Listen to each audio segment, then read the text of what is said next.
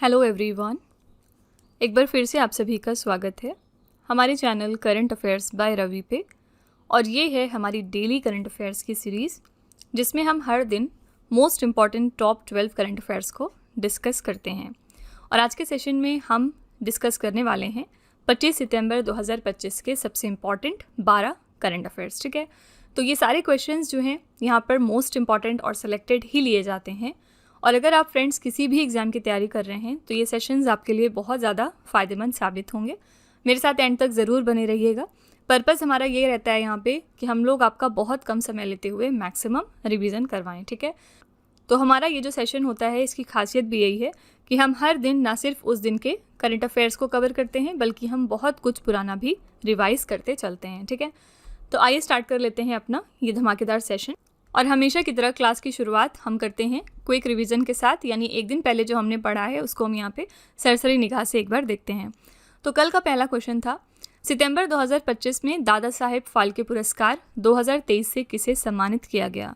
तो 2023 का दादा साहेब फाल्के पुरस्कार दिया गया है मोहन लाल को। ठीक है, और इसी के साथ ये 71st एडिशन था दादा साहब फाल्के पुरस्कार का। 70th जो एडिशन था वो किसको दिया गया था? मिथुन चक्रवर्ती को। और इसी के साथ जो इसके पहले यानी जो 69th एडिशन था वो दिया गया था वहीदा रहमान को। ठीक है, तो एटलीस्ट 2-3 एडिशन पुराना आपको याद होना चाहिए। रक्षा मंत्री राजनाथ सिंह ने आत्मनिर्भर भारत पहल के तहत अफ्रीका में पहले भारतीय रक्षा विनिर्माण संयंत्र का उद्घाटन किस देश में किया है? इसका उद्घाटन हुआ था मोरक्को के शहर में। ठीक है, और किसने इसको डेवलप किया है? तो आंसर है टाटा एडवांस्ड सिस्टम्स। ठीक है, एशियाई कैडेट कप 2025 की मेज़बानी कौन सा राज्य कर रहा है? तो इसकी मेज़बानी कर रहा है उत्तराखंड, और ये ऑर्गेनाइज हो रहा है उत्तराखंड के हल्द्वानी में। ठीक है, अंतर्राष्ट्रीय सांकेतिक भाषा दिवस 2025 हमने कब मनाया? तो हमने 23 सितंबर को मनाया है। और थीम क्या रखी गई थी? सांकेतिक भाषा अधिकारों के बिना कोई मानवाधिकार नहीं। सितंबर 2025 में प्रधानमंत्री मोदी ने किस गांव को भारत का चौथा पूर्ण सौर ग्राम यानी सोलर विलेज के रूप में समर्पित किया है? आंसर हो जाएगा यहाँ पे धोरडो, गुजरात। ठीक है, ये कहाँ पे लोकेटेड है? ये गुजरात के कच्छ डिस्ट्रिक्ट में लोकेटेड है। सितंबर 2025 में राजस्व खुफिया निदेशालय ने मादक पदार्थों की तस्करी के विरुद्ध कौन सा ऑपरेशन चलाया है? इस ऑपरेशन का नाम था ऑपरेशन वीड आउट। यहाँ पे स्पेशली टारगेट किया गया था जो थाईलैंड से भारत में आए हुए हाइड्रोपोनिक वीड हैं उनकी तस्करी। ठीक है, सितंबर 2025 में किस देश ने फिलिस्तीन को औपचारिक रूप से एक संप्रभु राष्ट्र के रूप में मान्यता दी है? तो ये कंट्रीज कौन कौन सी हैं? ऑस्ट्रेलिया, ब्रिटेन, कनाडा और पुर्तगाल। बुसान अंतर्राष्ट्रीय फिल्म महोत्सव में फेस ऑफ एशिया पुरस्कार से किस भारतीय अभिनेत्री को सम्मानित किया गया? ये अभिनेत्री हैं हुमा कुरैशी। ठीक है, और ये जो इवेंट था ये इसका 30th एडिशन था। सितंबर 2025 में प्रधानमंत्री मोदी ने दुनिया की सबसे बड़ी आबादी वाले देश भारत को आत्मनिर्भर बनाने के लिए समुद्र से समृद्धि कार्यक्रम को कहाँ पर संबोधित किया? आंसर है यहाँ पे भावनगर, गुजरात में। ठीक है, सितंबर 2025 में न्यायमूर्ति पवन कुमार बजंथरी को किस उच्च न्यायालय के पहले दलित मुख्य न्यायाधीश के रूप में नियुक्त किया गया? तो आंसर हो जाएगा पटना उच्च न्यायालय। ठीक है, पहले यहाँ पर ये सिर्फ जज हुआ करते थे और अब ये यहाँ पर जो है वो पहले दलित मुख्य न्यायाधीश बन गए हैं। सितंबर 2025 में सिपाही को ड्रोन उपयोग सिखाने के लिए हाथ में बाज यानी ईगल इन द आर्म पहल किसने शुरू करी है? तो भारतीय सेना ने। भारत की पहली आर्चरी प्रीमियर लीग का ब्रांड एम्बेसडर किसे बनाया गया है? तो रामचरण को पहली आर्चरी प्रीमियर लीग का ब्रांड एम्बेसडर नियुक्त किया गया और ये कहाँ पर स्टार्ट हुआ था? नई दिल्ली में। ठीक है, तो फ्रेंड्स ये हमारे कल के most important top 12 current affairs थे। अगर आप इनको डिटेल में पढ़ना और समझना चाहते हैं तो आप हमारा कल का करंट अफेयर्स ज़रूर रेफर करिएगा। ठीक है, यहाँ पर हमने इसको सरसरी निगाह से कवर किया है। तो चलिए फ्रेंड्स, आज का सेशन हम अपना स्टार्ट कर लेते हैं पहले क्वेश्चन के साथ। भारतीय क्रिकेट कंट्रोल बोर्ड यानी BCCI के नए अध्यक्ष के रूप में किसे नियुक्त किया जाएगा? BCCI के नए अध्यक्ष कौन बन गए हैं? आंसर है मिथुन मनहास। ठीक है, सी ऑप्शन। तो मिथुन मनहास दिल्ली से पूर्व क्रिकेटर हैं। वो BCCI अध्यक्ष पद के लिए लगभग निर्विरोध उम्मीदवार साबित हुए, यानी इनके विरोध में कोई भी नहीं था। और 28 सितंबर 2025 को होने वाली वार्षिक आम बैठक में उनका औपचारिक चुनाव होगा। मिथुन मनहास BCCI के अध्यक्ष बनने वाले तीसरे क्रिकेटर होंगे। इनसे पहले कौन दो क्रिकेटर हैं जो कि अध्यक्ष बन चुके हैं? पहले हैं सौरव गांगुली और दूसरे हैं रोजर बिन्नी। ठीक है, भारतीय क्रिकेट कंट्रोल बोर्ड की बात करेंगे तो इसको पढ़ते हैं इंग्लिश में board of control for cricket in India. स्थापना हुई थी दिसंबर 1928 में। मुख्यालय इसका है मुंबई में, मुंबई के वानखेड़े स्टेडियम में। और इनके सचिव फिलहाल कौन है? तो देवजीत सैकिया इनके सचिव हैं। ठीक है, तो याद रखना है आपको कि BCCI ने अपना नया प्रेसिडेंट अपॉइंट किया है किसको?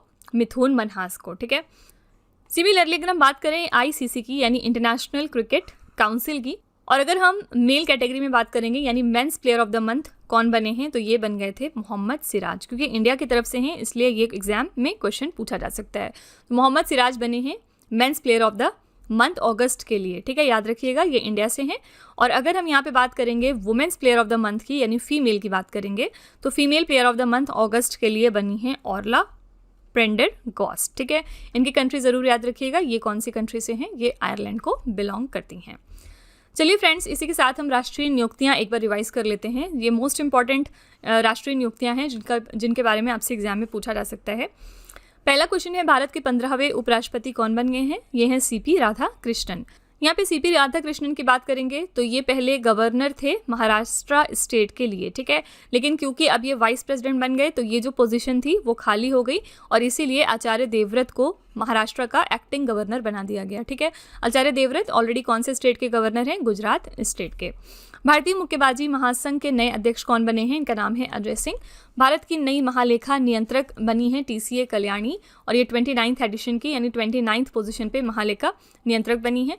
भारत के नए रक्षा लेखा महानियंत्रक हैं राजकुमार अरोड़ा। विक्रम साराभाई अंतरिक्ष केंद्र के नए निदेशक हैं डॉक्टर A राजराजन। क्षमता निर्माण आयोग की नए अध्यक्ष बनी हैं S राधा चौहान। उपराष्ट्रपति CP राधाकृष्णन के नए सचिव नियुक्त हुए हैं मिस्टर अमित खरे। और भारत में अमेरिका के नए राजदूत बने हैं सर्जियो गोर। इसी के साथ राष्ट्रीय विज्ञान संचार और नीति अनुसंधान संस्थान की बॉडी NISCPR की नई निदेशक बनी है डॉक्टर गीता वानी रायसम, ठीक है। ये मोस्ट इंपॉर्टेंट नियुक्तियां हैं जिनके बारे में एग्जाम में पूछा जा सकता है, आप इनका स्क्रीनशॉट जरूर ले लीजिएगा। अगला क्वेश्चन है, लगातार 3 बार महिला बैलन डी'ओर पुरस्कार जीतने वाली दुनिया की पहली महिला खिलाड़ी कौन बन गई हैं? फर्स्ट वुमेन कौन बन गई हैं जिन्होंने जीता है बैलन डी'ओर फेमिनिन तीसरी बार लगातार? आंसर है यहाँ पे B ऑप्शन, एतामा बोमाती। Very very important question. Important point देखेंगे, एताना बोमाती जो है वो स्पेन और FC बार्सिलोना की मिडफील्डर हैं और 69th जो बैलन डी'ओर समारोह है वो 22 सितंबर 2025 को पेरिस में आयोजित किया गया था, ठीक है। और अगर हम बात करेंगे मेंस कैटेगरी की यानी पुरुष में, तो बैलन डी'ओर पुरुष खिताब जीता है उस्मान डेम्बले ने। ये पेरिस सेंट जर्मेन की तरफ से खेलते हैं फ्रांस के लिए, ठीक है। तो यहाँ पे करेक्ट आंसर हो जाएगा एताना बोमाती। चलिए फ्रेंड्स, इसी के साथ हम इसकी विजेताओं की सूची भी एक बार रिवाइज कर लेते हैं।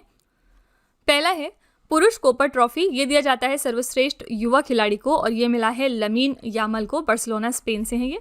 महिला कोपर ट्रॉफी जीती है विकी लोपेज ने, ये भी बार्सिलोना स्पेन से हैं। सर्वश्रेष्ठ गोलकीपर का जो अवार्ड है उसका नाम है पुरुष याशिन ट्रॉफी और ये दिया गया था जियान लुइजी डोनारुमा को, ये इटली से हैं। महिला याशिन ट्रॉफी दी गई हन्ना हैम्पटन को, ये इंग्लैंड से हैं। पुरुष गर्ड मुलर ट्रॉफी शीर्ष स्कोर के लिए मिलती है शीर्ष स्कोरर को और इसके विनर रहे विक्टर ग्योकेरेस, स्वीडन से हैं ये। महिला गर्ड मुलर ट्रॉफी दी गई ईवा पाजोर को, ये पोलैंड बार्सिलोना से खेलती हैं। फिर है पुरुष क्लब ऑफ द ईयर, ये मिला है पेरिस सेंट जर्मन को। महिला क्लब ऑफ द ईयर साबित हुए आर्सेनल। पुरुष कोच ऑफ द ईयर मिला है लुइस एनरिके को, पेरिस सेंट जर्मन से हैं ये। महिला कोच ऑफ द ईयर साबित हुई सेरेना विगमैन, इंग्लैंड से हैं ये। फिर है सोक्रेटिस अवार्ड, ये जाना फाउंडेशन को मिला है मानवीय कार्यों के लिए, ठीक है। ये पूरी आपकी विजेताओं की लिस्ट है, इसका भी आप स्क्रीनशॉट जरूर ले लीजिएगा, यहाँ से भी क्वेश्चन एग्जाम में पूछा जा सकता है। अगला क्वेश्चन है, सितंबर 2025 में प्रधानमंत्री मोदी ने कहाँ पर 524 साल पुराने त्रिपुरा सुंदरी मंदिर का उद्घाटन किया है? तो प्राइम मिनिस्टर मोदी जी ने 524 साल पुराना ये त्रिपुरा सुंदरी टेम्पल इनॉग्रेट कर दिया है उदयपुर गोमती जिला त्रिपुरा स्टेट में, ठीक है। C ऑप्शन सही है। ये मंदिर भारत के 51 शक्तिपीठों में से एक है जो इसे धार्मिक और सांस्कृतिक रूप से बेहद खास बनाता है। ये योजना प्रसाद के अंतर्गत आती है, यानी इस पुनर्विकास का काम केंद्र सरकार की प्रसाद योजना के तहत है, यानी कि तीर्थ यात्रा, कायकल्प और आध्यात्मिक विरासत संवर्धन अभियान के तहत, ठीक है। मंदिर की ऐतिहासिक जानकारी देखते हैं। इसकी स्थापना हुई थी 1501 ईस्वी में महाराज धान्य माड़ी के बहादुर द्वारा। वास्तुशिल्प इसकी देखेंगे तो इसकी संरचना एक कछुए की पीठ के आकार की पहाड़ी पर है जो हिंदू मान्यताओं में शुभ मानी जाती है, ठीक है। तो त्रिपुरा सुंदरी टेम्पल जो है इसको प्राइम मिनिस्टर मोदी जी ने इनॉग्रेट कर दिया है उदयपुर गोमती डिस्ट्रिक्ट त्रिपुरा स्टेट में। इसी के साथ 2 टेम्पल थे जो इस साल बहुत ज़्यादा न्यूज़ में थे, और न्यूज़ में क्यों थे ये तो आपसे वनडे एग्जाम में नहीं पूछा जाएगा, लेकिन आपको इसकी लोकेशन ज़रूर पता होनी चाहिए। इसमें पहला है आपका जवारी टेम्पल, ये बहुत ज़्यादा इस साल चर्चे में था। और जवारी टेम्पल कहाँ पर लोकेटेड है? ये खजुराहो में है, ठीक है, मध्य प्रदेश के खजुराहो में।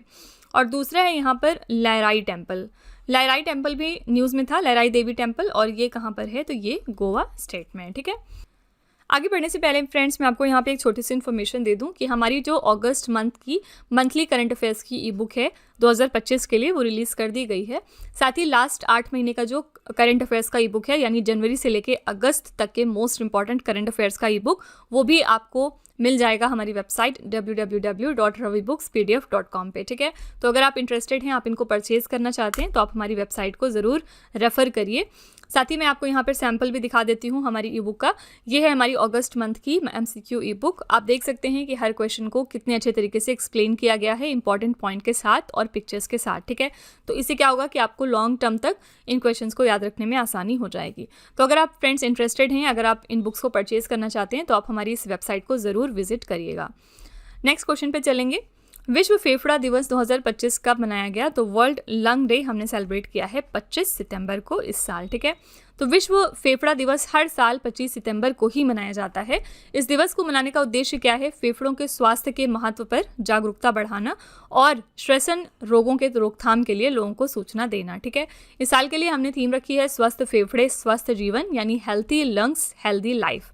तो विश्व फेफड़ा दिवस हम मनाते हैं 25 सितंबर को, और विश्व फेफड़ा कैंसर दिवस की बात करेंगे तो इसको हम मनाते हैं 1 अगस्त को। ये दोनों अलग अलग डेज हैं। ठीक है, ऑप्शंस में और क्या क्या है यहाँ पे? 22 सितंबर है, मैंने आपको बहुत बार बता दिया है ऑलरेडी कि हम 22 सितंबर को क्या मनाते हैं, वर्ल्ड राइनो डे। ठीक है, 21 सितंबर को हम international day of peace celebrate करते हैं। 23 सितंबर को 2 चीज़ें हम सेलिब्रेट करते हैं। पहला है यहाँ पे नेशनल आयुर्वेदा डे, इसके बारे में हमने बात करी थी, और दूसरा है यहाँ पे international day of sine languages. ठीक है, ये दोनों दिन हम 23 सितंबर को ही सेलिब्रेट करते हैं। अगला क्वेश्चन है, सितंबर 2025 में रेजोल्यूट ड्रैगन नामक संयुक्त सैन्य अभ्यास किन 2 देशों के बीच आयोजित हुआ है, जिसमें पहली बार टाइफून मिसाइल प्रणाली का अनावरण किया गया? तो रेजोल्यूट ड्रैगन नाम की एक्सरसाइज किन 2 देशों के बीच में हुई है, जिसमें कि पहली बार टाइफून मिसाइल प्रणाली का अनावरण यानी इसको अनवील किया गया है? तो ये जो एक्सरसाइज है रेजोल्यूट ड्रैगन, ये हुई है अमेरिका और जापान के बीच में। ठीक है, तो रेजोल्यूट ड्रैगन अमेरिका और जापान के मध्य एक समुद्री सुरक्षा अभ्यास का नाम है। इस अभ्यास के दौरान पहली बार जापान में टाइफून मिसाइल प्रणाली का अनावरण किया गया, जिसे अमेरिकी सेना ने विकसित किया है।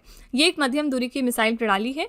इस तैनाती से चीन और रूस में तनाव बढ़ गया है, क्योंकि ये मिसाइल प्रणाली उसकी सैन्य क्षमताओं को चुनौती देती है। ठीक है, तो सिंपली आपको याद रखना है यहाँ पे कि ये जो एक्सरसाइज का नाम है रेजोल्यूट ड्रैगन, ये कौन से 2 कंट्रीज के बीच में होती है? तो ये होती है अमेरिका और जापान के बीच। ओके, यहाँ पे ऑप्शंस में और क्या क्या है? ऑस्ट्रेलिया के साथ हम 2 इंपॉर्टेंट एक्सरसाइज करते हैं। पहली है यहाँ पे ऑस्ट्रा हिंद। ठीक है, ऑस्ट्रा हिंद पहली हो गई, और दूसरी हो गई ऑस इंडेक्स। ये दोनों एक्सरसाइज हम ऑस्ट्रेलिया के साथ कंडक्ट करते हैं। जापान की बात करेंगे, जापान के साथ हम एक बहुत इंपॉर्टेंट एक्सरसाइज करते हैं, और इसका नाम है धर्मा गार्डियन। ठीक है, पहली तो धर्मा गार्डियन हो गई, और दूसरी हो गई यहाँ पे जीमैक्स भी हम जापान के साथ करते हैं। फुल फॉर्म है जापान इंडिया मिलिट्री एक्सरसाइज। फिर यहाँ पे तीसरा ऑप्शन है यूएसए के साथ हम कौन कौन से करते हैं? पहला है युद्ध अभ्यास, और दूसरा है यहाँ पे वज्र प्रहार। ठीक है, ये दोनों एक्सरसाइज हम करते हैं यूएसए के साथ में। अगला क्वेश्चन है, सितंबर 2025 में विराट कोहली का रिकॉर्ड तोड़ते हुए किस भारतीय खिलाड़ी ने सबसे तेज वनडे शतक बनाया है? Which Indian player broke Virat Kohli's record by scoring the fastest ODI century? यहाँ पे आंसर हो जाएगा स्मृति मंधाना। ठीक है, स्मृति मंधाना ने ये कमाल कर दिखाया है। स्मृति मंधाना ने ऑस्ट्रेलिया के खिलाफ तीसरे वनडे मैच में मात्र 50 गेंदों में शतक लगाकर किसी भी भारतीय पुरुष या महिला द्वारा बनाया गया अब तक का सबसे तेज वनडे शतक बना लिया है, और इस रिकॉर्ड तोड़ उपलब्धि ने विराट कोहली के पिछले 52 गेंदों में बनाए गए शतक को पीछे छोड़ दिया है। ठीक है, तो आप देख सकते हैं सिर्फ 2 गेंदों के डिफरेंस की वजह से स्मृति मंधाना आगे हो गई हैं। स्मृति मंधाना का शतक महिला वनडे इतिहास में दूसरा सबसे तेज शतक रहा, जो 2012 में मेग लैनिंग ने कि न्यूजीलैंड के खिलाफ 45 गेंद में जो शतक बनाया था, उसके बाद ये दूसरे स्थान पर आ गई। यानी कि पहले पोजीशन पे है मेग लैनिंग, जिन्होंने न्यूजीलैंड के खिलाफ सिर्फ 45 गेंदों में शतक बनाया था, और दूसरे पोजीशन पे अब आ गई हैं स्मृति मंधाना, जिन्होंने 52 गेंदों में शतक कंप्लीट किया है अगेंस्ट द कंट्री ऑस्ट्रेलिया। ठीक है, आंसर हो जाएगा यहाँ पे सी ऑप्शन, स्मृति मंधाना। यहाँ पे ऑप्शंस में शुभमन गिल हैं, ये बहुत ज़्यादा न्यूज़ में थे इस साल, और रीज़न क्या है? क्योंकि ये आईसीसी की तरफ से प्लेयर ऑफ द मंथ 2 बार बने। एक बार तो फरवरी में बने थे, और दोबारा जो है वो जुलाई में भी बने। ठीक है, तो 2 बार आईसीसी ने इनको अपना प्लेयर ऑफ द मंथ बनाया। साथ ही ये इस साल ब्रांड एम्बेसडर भी बने हैं एक कंपनी के लिए, इस वजह से न्यूज़ में थे, और इसका नाम है अलाना पेट सॉल्यूशन। ठीक है, ये असल में एक डॉग न्यूट्रिशन ब्रांड है और इसके लिए ब्रांड एम्बेसडर चुने गए हैं शुभमन गिल, इसी वजह से बहुत ज़्यादा न्यूज़ में थे। अगला क्वेश्चन है, किस देश में आयोजित 25वें इंटरपोल एशियाई क्षेत्रीय सम्मेलन के दौरान भारत को इंटरपोल एशियाई समिति का सदस्य चुना गया? तो कौन सी कंट्री पे इंडिया को इलेक्ट किया गया है as a member of Interpol Asian committee during the 25th Interpol Asian regional conference? तो ये हुई थी सिंगापुर कंट्री में। तो सम्मेलन की बात करेंगे तो ये 25वां इंटरपोल एशियाई क्षेत्रीय सम्मेलन था जो कि सिंगापुर में ऑर्गेनाइज किया गया। इसमें भारत को इंटरपोल एशियाई समिति का सदस्य चुन लिया गया है। ये चुनाव बहुचरणीय मतदान प्रक्रिया के माध्यम से हुआ है और इस समिति का सदस्य बनने से भारत को संगठित अपराध, साइबर अपराध, मानव तस्करी, आतंकवाद और मादक पदार्थों की तस्करी जैसे मुद्दों पर क्षेत्रीय सहयोग को मजबूत करने में सहायता मिलेगी। ठीक है, तो अब इंडिया भी इसका हिस्सा बन गया है। अगला क्वेश्चन है, सितंबर 2025 में प्रधानमंत्री मोदी ने भारत के सबसे बड़े क्रूज टर्मिनल का उद्घाटन कहां पर किया? तो प्राइम मिनिस्टर मोदी जी ने इनॉग्रेट किया है इंडिया का सबसे बड़ा क्रूज टर्मिनल महाराष्ट्र के मुंबई शहर में। प्रधानमंत्री मोदी ने भारत के सबसे बड़े क्रूज टर्मिनल का उद्घाटन किया है मुंबई के बेलार्ड पियर पर स्थित मुंबई इंटरनेशनल क्रूज टर्मिनल में, और ये टर्मिनल इंदिरा डाक बेलार्ड पियर मुंबई पोर्ट पर स्थित है और इसका क्षेत्रफल कितना है? लगभग 4,15,000 वर्ग फीट है। इस मॉडर्न टर्मिनल को बनाने में लगभग 556 करोड़ रुपए की लागत आई है। ठीक है, तो प्राइम मिनिस्टर मोदी जी ने इनॉग्रेट कर दिया है इंडिया का सबसे बड़ा क्रूज टर्मिनल, कहाँ पर? मुंबई, महाराष्ट्र में।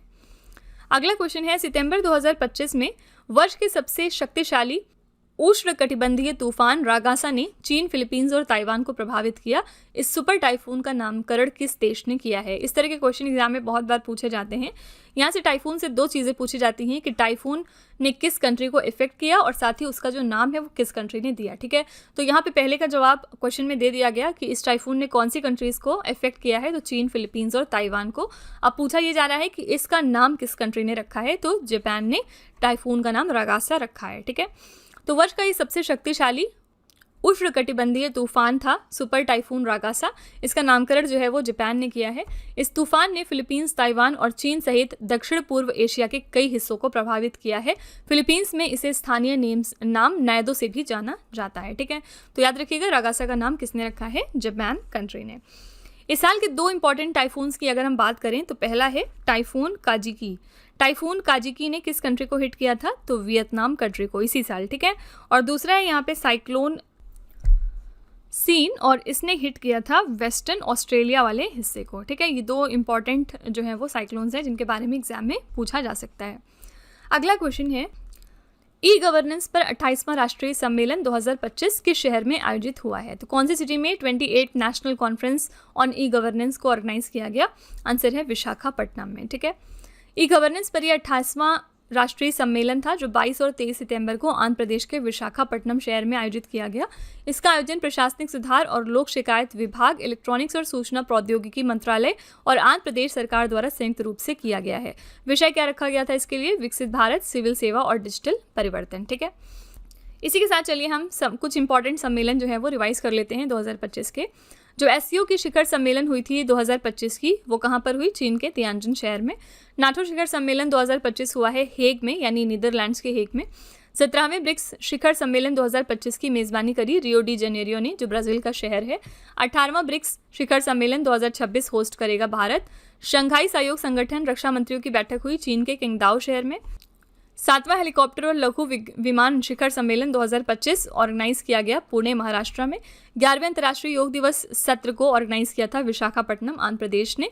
18वें प्रवासी भारतीय दिवस सम्मेलन 2025 को आयोजित किया गया भुवनेश्वर, उड़ीसा में, और इस इवेंट के लिए थीम रखी गई थी विकसित भारत में प्रवासी भारतीयों का योगदान। ठीक है, याद रखिएगा प्रवासी भारतीय दिवस हम हर साल मनाते हैं 9 जनवरी को, यानी कि एनआरआई डे। ठीक है, और क्यों मनाते हैं? क्योंकि इसी साल महात्मा गांधी जी जो हैं वो साउथ अफ्रीका को छोड़कर इंडिया आए थे 1915 में। ठीक है, आर्टिफिशियल इंटेलिजेंस एक्शन समिट 2025 को किसने ऑर्गेनाइज किया? फ्रांस ने, और इसमें भाग लेंगे, यानी भाग लिया था किसने? हमारे प्राइम मिनिस्टर नरेंद्र मोदी जी ने। 28वें राष्ट्रमंडल अध्यक्ष सम्मेलन 2026 की मेज़बानी करेगा भारत। ये मोस्ट इंपॉर्टेंट समिट्स हैं जिनके बारे में एग्जाम में आज पूछा जा सकता है, इनको ध्यान में रखिएगा। क्योंकि जो भी आपके इंपॉर्टेंट ऑर्गेनाइजेशन है जैसे कि एससीओ हो गया, नाटो हो गया, ब्रिक्स हो गया, इनके बारे में आपको ये भी पता होना चाहिए कि पहले कौन इसकी मेज़बानी कर चुका है, इस साल कौन कर रहा है और आगे कौन करेगा, ठीक है। तो ये मोस्ट इंपॉर्टेंट आपकी शीट हो गई सम्मेलन से रिलेटेड। अगला क्वेश्चन है, सितंबर 2025 में किस देश ने मिसाइल रोधी लेजर प्रणाली आयरन बीम का सफल परीक्षण कर लिया है? कौन सी कंट्री है जिसने सक्सेसफुल तरीके से टेस्ट किया है मिसाइल डिफेंस लेजर सिस्टम को, जिसका नाम है आयरन बीम? आंसर हो जाएगा ए ऑप्शन, यहाँ पे इजराइल। इजराइल की रक्षा मंत्रालय ने आयरन बीम के सफल परीक्षण की घोषणा करी है। ये एक उच्च शक्ति वाली लेजर प्रणाली है और एल्बिट सिस्टम्स और राफेल द्वारा विकसित की गई है, ठीक है। तो असल में आयरन डोम की बात करें तो ये कम दूरी की सतह से हवा में मार करने वाली वायु रक्षा प्रणाली है। ये प्रणाली अपनी ओर आने वाले किसी रॉकेट या मिसाइल को ट्रैक करके बेअसर कर देती है, ठीक है। ऐसा करने के लिए इस रक्षा प्रणाली को रेडार तथा तामीर जो है इंटरसेप्टर मिसाइल से लैस किया गया है। तो आयरन बीम का सफल परीक्षण किया है इजराइल ने। इजराइल के बारे में मैंने आपको कल बताया था कि इन्होंने जो ईरान से लड़ाई के चलते ऑपरेशन लॉन्च किया था, उसका नाम क्या था? Operation rising lion. और बाद में ईरान ने जो इजराइल के खिलाफ ऑपरेशन लॉन्च किया था उसका नाम था ऑपरेशन ट्रू प्रॉमिस, ठीक है। लास्ट क्वेश्चन है, सितंबर 2025 में भारतीय सेना का एकीकृत अग्नि अभ्यास अमोघ फ्यूरी किस राज्य में आयोजित हुआ है? ये इंडियन आर्मी का इंटीग्रेटेड फायर एक्सरसाइज है अमोघ फ्यूरी और इसको ऑर्गेनाइज किया गया है बी ऑप्शन, राजस्थान में। राजस्थान के थार मरुस्थल स्थित महाजन फील्ड फायरिंग रेंज में सप्त शक्ति कमान ने अमोघ फ्यूरी नामक एक इंटीग्रेटेड फायर पावर एक्सरसाइज का सफल आयोजन किया। इस अभ्यास में भारतीय सेना ने अपनी ऑपरेशन रेडीनेस, युद्ध क्षमता और विभिन्न फायरिंग प्लेटफॉर्मों के बीच बेहतरीन समन्वय का प्रदर्शन किया है, ठीक है। तो ये ऑर्गेनाइज किया गया था राजस्थान के थार मरुस्थल स्थित महाजन फील्ड फायरिंग रेंजेस में, ठीक है। राजस्थान की बात करेंगे यहाँ पे तो इसका कैपिटल क्या है? राजस्थान की कैपिटल है जयपुर। यहाँ पे फिलहाल चीफ मिनिस्टर कौन है? तो भजन लाल शर्मा। कौन सी पार्टी से हैं ये? बीजेपी से हैं, ठीक है। और यहाँ पे गवर्नर कौन है? तो हरिबाबू बगेड़े, ठीक है। तो इसी के साथ फ्रेंड्स हमारा सेशन यहाँ पे कंप्लीट होता है। आई रियली होप कि आपको सेशन पसंद आया होगा। और हमेशा की तरह लास्ट में हम आपके लिए एक छोटा सा टेस्ट रखते हैं। तो आज के टेस्ट में फिर से आपके लिए 3 ही क्वेश्चन हैं। और पहला क्वेश्चन है, सितंबर 2025 में भारतीय सेना का एकीकृत अग्नि अभ्यास अमोघ फ्यूरी किस राज्य में आयोजित हुआ है? दूसरा क्वेश्चन है, विश्व फेफड़ा दिवस 2025 हमने कब मनाया? और तीसरा क्वेश्चन है, सितंबर 2025 में विराट कोहली का रिकॉर्ड तोड़ते हुए किस भारतीय खिलाड़ी ने सबसे तेज वनडे शतक बनाया है, ठीक है। तो ये 3 क्वेश्चंस आपके लिए हैं एज अ होमवर्क। इनका जवाब आपको कमेंट सेक्शन में लिखना है। इसी के साथ फ्रेंड्स हमारा सेशन यहाँ पर वाइंड अप होता है। मैं पूरी उम्मीद करती हूँ कि आपको सेशन पसंद आया होगा और आपको जैसा भी लगा हो सेशन, आप अपना फीडबैक कमेंट में ज़रूर लिखिएगा। इसके अलावा अगर आपको लगता है कि इसमें किसी इंप्रूवमेंट की ज़रूरत है, कोई आपकी तरफ से सजेशन है, तो वो भी आप कमेंट में जाके लिख सकते हैं। हम उसको डेफिनेटली रिव्यू करेंगे। तो इसी तरह के बेस्ट क्वालिटी कंटेंट और अच्छी प्रिपरेशन के लिए हमारे चैनल के साथ जुड़े रहिए। मिलते हैं अगले लेक्चर में एक और इम्पॉर्टेंट टॉपिक के साथ। Till then stay tuned. Thank you so much for watching. Also don't forget to like, share and subscribe our channel. यहाँ पे मैं आपको एक छोटी सी इन्फॉर्मेशन देना चाहती हूँ। इन केस अगर आप इंग्लिश मीडियम को प्रेफर करते हैं, यानी कि अगर आप करंट अफेयर्स और जीएस की क्लासेस इंग्लिश मीडियम में करना चाहते हैं, तो आप हमारे चैनल रवि अदिति क्लासेस को ज़रूर सब्सक्राइब करिए। यहाँ पे आपको best quality content English medium में मिल जाएगा, जिसमें पढ़ाने का जो माध्यम है वो बाइलिंगुअल होगा। इसके अलावा अगर आपको बुक्स चाहिए प्रिंटेड फॉर्मेट में, तो आप हमारी वेबसाइट www.raviaditipublication.com को विजिट कर सकते हैं। यहाँ पर आपको डिफरेंट बुक्स मिल जाएंगी, जैसे कि जीके जीएस की 1 लाइनर 25,000 प्लस एग्जाम फैक्ट की बुक है, फिर जनरल नॉलेज 2025, इसके अलावा एनसीईआरटी नोट्स वगैरह। और ये सारी बुक्स आपके घर तक डिलीवर की जाएंगी। तो आप ज़रूर एक बार इस वेबसाइट पे जाके बुक्स को चेकआउट करिएगा। इसमें से जो भी आपको पसंद आए वो आप इस वेबसाइट से परचेज कर सकते हैं। आप में से अगर कोई इंटरेस्टेड है ई बुक परचेज करने में, तो उसके लिए हमारी वेबसाइट है www.ravibookspdf.com। ये जो बुक्स हैं ये आपको ईमेल के थ्रू इंस्टेंटली डिलीवर की जाएंगी। यहाँ पर आप देख सकते हैं कि करंट अफेयर्स की हिंदी मीडियम बुक अवेलेबल है, जिसमें कि लास्ट 5 मंथ के करंट अफेयर्स होंगे। और इसके साथ साथ यहाँ पे ईयरली बुक और मंथली बुक भी होगी। रवि सर की 11,000 प्लस जीके जीएस की बुक है, जिसमें प्रीवियस ईयर क्वेश्चंस हैं हिंदी मीडियम में। तो आप एक बार इनको भी चेकआउट करिएगा इस वेबसाइट पे जाके, और जो भी आपको पसंद होंगी वो आप वेबसाइट से परचेज कर सकते हैं। साथ ही हमारा मोबाइल एप्लीकेशन भी है, ये है रवि स्टडी ऐप। आप इसको भी इंस्टॉल कर सकते हैं अपने फ़ोन में। यहाँ पर आपको बहुत सारे फीचर्स मिलेंगे, जैसे कि 25,000 प्लस जीएस की टेस्ट सीरीज अवेलेबल है। फ्री पीडीएफ यहाँ से आपको डाउनलोड करने का ऑप्शन दिया जाएगा। करंट अफेयर्स के नोट्स अवेलेबल हैं, यूट्यूब वीडियो नोट्स भी होंगे। इन सब चीज़ों के साथ साथ ई बुक्स हैं, जीएस नोट्स हैं, करंट अफेयर्स की टेस्ट सीरीज़ है, और जीके और करंट अफेयर्स का विजेता बैच भी यहाँ पर क्रिएट किया गया है। तो आप इसको भी अपने फ़ोन में इंस्टॉल कर सकते हैं और इन सभी चीज़ों का फ़ायदा उठा सकते हैं। और सारी वीडियोस एंड ई बुक से रिलेटेड जो भी इन्फॉर्मेशन या अपडेट होगी वो आपको मिलेगी हमारे Telegram channel current affairs by Ravi पे। तो इसको भी आप ज़रूर ज्वाइन कर लीजिएगा, जिससे कि आप अपडेटेड रहें हमारे सारे न्यू लॉन्चेस और बुक्स से।